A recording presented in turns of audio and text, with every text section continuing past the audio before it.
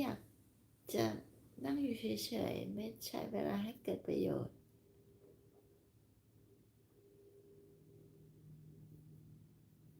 Sit and paint your yes on fine พี่กี้ก็เลยนะคะอยากแค่บอกว่าถ้าคุณ alert หรือว่าตื่นตัว